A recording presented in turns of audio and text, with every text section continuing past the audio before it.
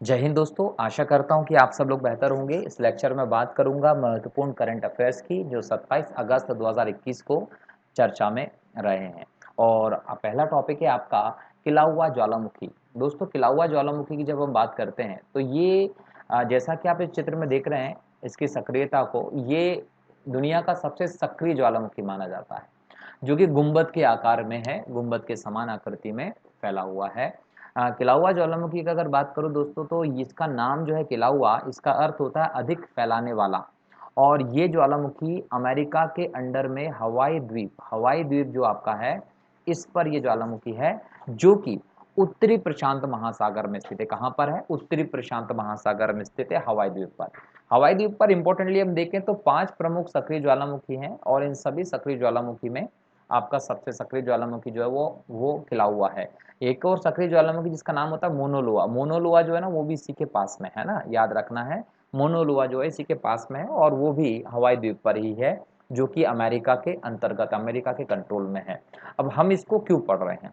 हम इसको इसलिए पढ़ रहे हैं क्योंकि हाल ही में वैज्ञानिक जो उन्होंने इस बात के लेकर चेतावनी दी है कि जो केलाउआ ज्वालामुखी है इसमें पुनः लावा सक्रिय हो रहा है और इसमें विस्फोट हो सकता है।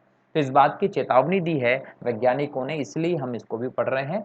और यदि मैं पर्टिकुलर इस ज्वालामुखी की बात करता हूं तो 1952 से लेकर अब तक लगभग 24 बार इसमें प्रस्फोटन हो चुका है। तो ये बार बार फटने वाला ज्वालामुखी एक सक्रिय ज्वालामुखी है, जो कि बड़े पैमाने पर यहाँ पर लावा को सब दूर फैला देता है। इसका नाम क्या है? अधिक फैलाने वाला, अर्थात खिला हुआ। ठीक है। हाँ, यहाँ पर अगर हम भारत की बात करें तो भारत में भी ज्वालामुखी की हम स्थिति को देखें तो भारत में बैरन द्वीप जो है वो अंडमान निकोबार द्वीप समूह पर है, अंडमान द्वीप समूह पर है। और ये भारत का एकमात्र सक्रिय ज्वालामुखी। एग्जाम में पूछ लिया जाता है कि भारत में ज्वालामुखी के बारे में, तो आप बताइएगा कि बैरन द्वीप जो है वो भारत का एकमात्र सक्रिय ज्वालामुखी है जो अंडमान निकोबार पे है। इसके अलावा नारकोडम भी एक ज्वालामुखी है, अंडमान द्वीप पर है। ठीक है। इसके अलावा बारातांग भी है, ये भी अंडमान निकोबार पर ही है। डेक्कन ट्रैप्स महाराष्ट्र, धिनोदर हिल्स गुजरात और धोसी हिल हरियाणा में है। ये जो इलाके हैं ना, ये कहीं ना कहीं बोल सकते हैं कि ये करोड़ों साल पहले की स्थिति है, जब इस यहाँ पर लावा का निक्षेप हुआ करता था उस समय के, है ना। तो अभी वर्तमान में ये काली मिट्टी के क्षेत्र है, तो इसको हम उसके अवशेष के तौर पर देखते हैं। तो यहाँ पर ऐसी कोई ज्वालामुखी घटनाएं नहीं, केवल सक्रिय ज्वालामुखी अगर हम बात करते हैं तो बैरन द्वीप जो है वो अंडमान द्वीप समूह पर भारत का एकमात्र सक्रिय ज्वालामुखी है। ठीक है। अगर हम ज्वालामुखी के विस्फोट की बात करें दोस्तों, तो याद रखना है कि धरती के भीतर जो हुए एक दुर्बल मंडल की स्थिति है। क्या है? दुर्बल मंडल है। दुर्बल मंडल का मतलब होता है एस्थेनोस्फीयर। एस्थेनोस्फीयर जो होता है, यहाँ पर आपको टेम्परेचर ज़्यादा मिलता है। ठीक है। टेम्परेचर ज़्यादा मिलता है। अब टेम्परेचर की यदि हम बात कर देते हैं तो याद रखिए कि यदि हम बात करते हैं तो 800 से लेकर लगभग 1200 डिग्री सेल्सियस के आसपास यहाँ पर टेम्परेचर है। अब इस टेम्परेचर के बढ़ने के दो कारण बताए जाते हैं। अगर मैं ऑर्थर होम्स के नियम की बात करूँ तो ऑर्थर होम्स कहता है कि धरती के अंदर इस वाले भाग में रेडियो एक्टिव पदार्थ ज़्यादा होते हैं और रेडियो एक्टिव पदार्थों के विखंडन के कारण इस क्षेत्र में एकाएक टेम्परेचर बढ़ जाता है और टेम्परेचर के बढ़ने के बाद चट्टानें पिघल जाती हैं। और जब चट्टानें पिघल जाती हैं तो इनके पिघलने के बाद यहाँ पर बनता है लावा, और उस लावा का धरती पर जब बोल सकते हैं कि उत्पन्न होता है, निकल जाता है, तो उसको हम ज्वालामुखी की प्रक्रिया कहते हैं। ठीक इसी प्रकार से एक और कारण है कि धरती जो है वो 3 परतें हैं धरती के अंदर। आप यदि उनकी बात करें तो एक परत जो सबसे ऊपरी है, इस परत को बोलते हैं क्रस्ट, इसको बोलते हैं मेंटल और इसको बोलते हैं बोल सकते हैं कोर। तो क्रस्ट, मेंटल, कोर 3 परतें हैं और इन तीनों परतों के घनत्व में भी अंतर है। और इनके घनत्व में अंतर है इसीलिए इनकी गति में भी अंतर है। इसलिए हम यहाँ पर एक डिफरेंशियल मोशन या फिर गतिक भिन्नता को पाते हैं। तो ये तीनों परतें अलग अलग गति से घूमती है। तो यहाँ पर मेंटल और क्रस्ट का जो ये सीमा है, इसकी गति में भिन्नता के कारण यहाँ पर घर्षण के चलते टेम्परेचर बढ़ जाता है। टेम्परेचर बढ़ के कितना हो जाता है? 800 से 1200 डिग्री सेल्सियस के आसपास। और इस बढ़ते टेम्परेचर के कारण यहाँ पर चट्टानें पिघल जाती हैं और यहाँ पर लावा इकट्ठा हो जाता है। क्या इकट्ठा हो जाता है? लावा। अब ये लावा वाला जो क्षेत्र है, ये इसको हम बोलते हैं दुर्बल मंडल, एस्थेनोस्फीयर। तो यहाँ पर जो जो आपकी ये टेम्परेचर ज़्यादा है तो यहाँ पर एक प्रकार की तरंगे बनती हैं जिनको हम बोलते हैं संवहन ऊष्मीय तरंगे। अब ये संवहन ऊष्मीय तरंगे जब बनती हैं तो ये यहाँ से ऊपर की तरफ उठती हैं, ऊपर की तरफ उठती हैं तो धरती को फाड़ते हुए बाहर निकल जाती है। तो इसके कारण कहीं न कहीं हम बोल सकते हैं दरार पड़ती है और ज्वालामुखी जो होता है वो विस्फोट की घटनाएँ घटित होने लगती है। तो ये ज्वालामुखी का मैंने शॉर्ट में आप लोगों को बताने का प्रयास किया है। डिटेल में अगर आप देखना चाहते हैं तो प्लेट टेक्टोनिक और महाद्वीपीय विस्थापन सिद्धांत की थ्योरी मैंने अपने इसी चैनल पर अपलोड की हुई है, तो आप लिंक में जाकर और उन लेक्चर्स को देखकर इसको डिटेल में समझ सकते हैं। ठीक है दोस्तों, चलिए आगे के करंट अफेयर की बात करूँ तो याद रखिएगा आगे का करंट अफेयर का जो मुद्दा रहा वो रहा काजिंद 21। काजिंद 21 देखिए, काजिंद में यहाँ पर आप कजाकिस्तान का नाम याद रखेंगे। काजिंद 21 जो है इसमें KAZ काजिंद और इसमें इंडिया है ना, तो ये इंडिया और कजाकिस्तान का संयुक्त एक बोल सकते हैं प्रशिक्षण अभ्यास है ना, ये याद रखना है किसके बीच में, अफगानिस्तान और भारत के बीच में, जिसमें KAZ जो है ये कजाकिस्तान को बताता है और IND इंडिया को बताता है। और चूंकि ये 2021 में हुआ इसलिए इसको 2021 के तहत 21 इसको नाम दे दिया गया है। तो ये कहाँ पर आयोजित किया जा रहा है, ये कजाकिस्तान में हो रहा है और इसका 5वां संस्करण है। ठीक है, मतलब ये 5वीं बार आयोजित हो रहा है।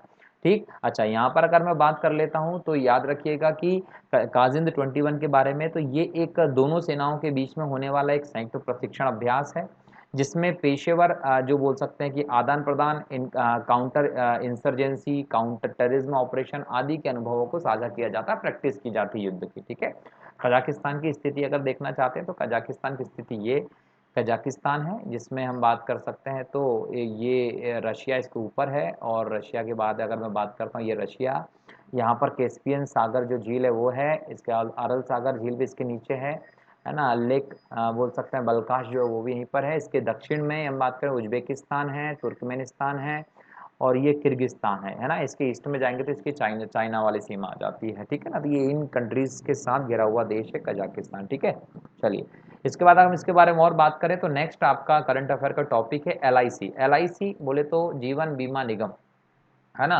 लाइफ इंश्योरेंस जो बोल सकते हैं कि ये जो के लिए एक कंपनी है भारतीय जीवन बीमा निगम। तो भारतीय जीवन बीमा निगम जो है LIC, इसने हाल ही में अपना एक मोबाइल ऐप लॉन्च किया, याद रखिएगा LIC ने अपना एक मोबाइल ऐप लॉन्च किया है, और इसके मोबाइल ऐप को कहीं ना कहीं ये माना जा सकता है कि अब LIC जो है वो भी डिजिटलीकरण की तरफ जा रही है, मतलब इसका भी डिजिटलाइजेशन हो रहा है। तो डिजिटलीकरण की तरफ इसका एक इम्पॉर्टेंट कदम माना जाता है, किसका, LIC का, ये मोबाइल एप्लीकेशन। ठीक है, अच्छा यहाँ पर यह है कि अपने ग्राहकों को जोड़ने के लिए एजेंटों और मध्यस्थों के लिए, याद रखना किसको जोड़ना है, अपने ग्राहकों को जोड़ना है। तो यहाँ पर एजेंट जो होते हैं, मीडिएटर्स जो होते हैं, बिचौलिए जो इसमें जो आपकी पॉलिसी होती है वो करवाने का काम करते हैं, उनको एक मोबाइल ऐप दिया जाएगा। मतलब आप मोबाइल ऐप के माध्यम से अपने ग्राहकों को जोड़ सकते हैं, है ना। अच्छा यहाँ पर एक और चीज़ याद रखेंगे कि एक प्रकार का ये डिजिटल एप्लीकेशन है, जिसके माध्यम से हम जो LIC है वो पूरे काम को कागज रहित करने का भी काम कर रहा है। मतलब आप आपके मोबाइल पर आपकी पॉलिसी की हर एक चीज को आप आसानी से देख पाएंगे। तो कागज रहित पेपरलेस बीमा पॉलिसी की तरफ अब LIC बढ़ रहा है। यदि हम LIC की बात करते हैं दोस्तों तो याद रखिएगा कि सबसे बड़ी जीवन बीमा कंपनी, भारत की सबसे बड़ी जीवन बीमा कंपनी अगर कोई है तो वो LIC है।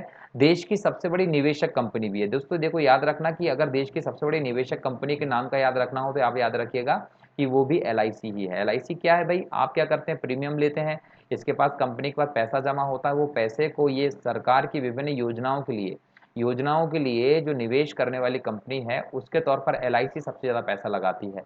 मतलब कि जो भी योजनाएं सरकार की बनती हैं उन योजनाओं में यदि कोई भी फंड की जरूरत पड़ती है तो LIC का उसमें पैसा लगा दिया जाता है। इसलिए हम बोलते हैं कि सबसे ज़्यादा अगर सरकारी योजनाओं में, विभिन्न परियोजनाओं में पैसा लगाने वाले, निवेश करने वाली कंपनी है तो वो क्या है, LIC है। और यहाँ से जो LIC को पैसा मिलता है उसके माध्यम से अपने ग्राहकों को ये सुविधा प्रदान करती है। इस कंपनी की स्थापना 1956 को की गई थी।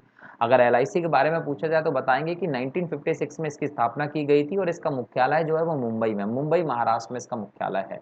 ठीक है, और इसकी स्थापना भी ऐसे ही नहीं कर दी गई थी दोस्तों, इसके लिए बाकायदा संसद के द्वारा एक भारतीय जीवन बीमा अधिनियम पास किया गया था। मतलब एक प्रकार से इसको एक वैधानिक इंस्टीट्यूशन, वैधानिक कंपनी के तौर पर इसको स्थापित किया गया है। कहाँ पर इसका मुख्यालय, मुंबई में है। ठीक है, चलिए अगला आपका है बी इंटरनेट ऑसम कार्यक्रम। देखो दोस्तों, बी इंटरनेट ऑसम कार्यक्रम एक बहुत ही अच्छा कार्यक्रम है जो कि गूगल, इंटरनेट कंपनी गूगल ने शुरू किया है।